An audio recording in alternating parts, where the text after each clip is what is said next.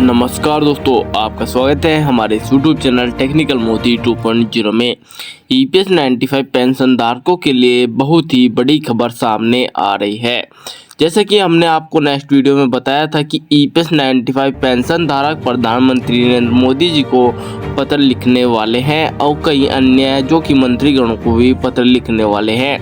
तो उससे संबंधित बड़ी खबर सामने आ रही है, जो कि इस वीडियो में हम आपको सुचारू रूप से बताने वाले हैं। यदि आप एक ईपीएस 95 पेंशन धारक है और हमारे इस चैनल पर नए हैं तो चैनल को सब्सक्राइब कर दे और बेल आइकन को ऑल पे प्रेस कर दे। और चलिए शुरू करते हैं। ईपीएस 95 पेंशन धारकों के द्वारा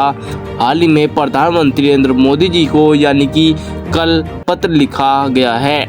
और उसमें ईपीएस 95 पेंशन धारकों की 4 बड़ी सूत्री मांगे और उनकी कई बड़ी और डिटेल भी सामने रखी गई है। जैसे कि आपको वह पत्र स्क्रीन पर भी दिखाई दे रहा होगा।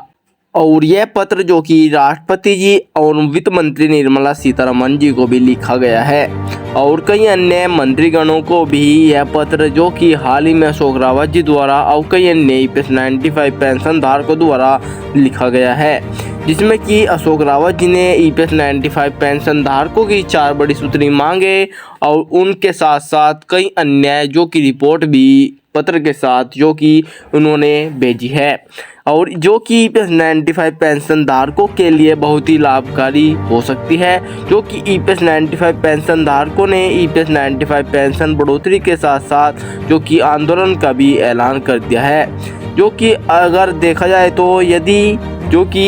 ईपीएस 95 पेंशन धारकों की सभी मांगे मंजूर कर ली जाती है तो ईपीएस 95 पेंशन का फिर से आंदोलन रद्द किया जा सकता है।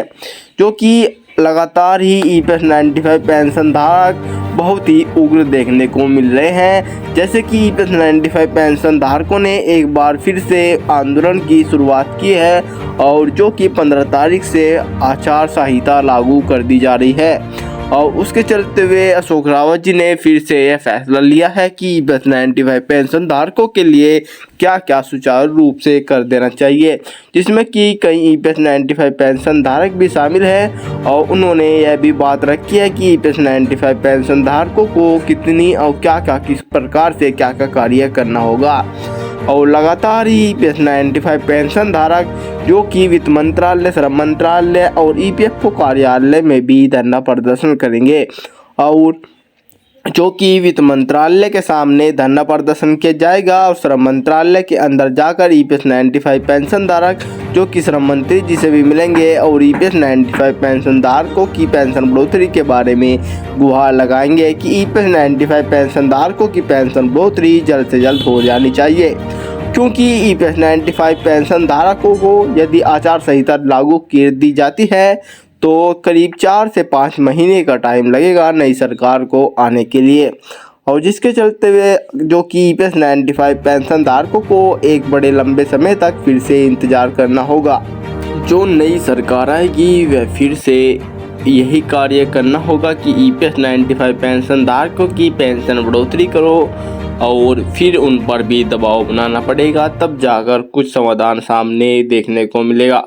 इसी प्रकार ईपीएस 95 पेंशन धारक लगातार ही अपनी कार्रवाई कार्य कर रहे हैं और अपनी ईपीएस 95 पेंशन बढ़ोतरी के लिए लगातार ही सुचारू रूप से जो कि हर कार्य को करने का प्रयास कर रहे हैं, जिससे कि उनकी ईपीएस 95 पेंशन बढ़ोतरी हो सके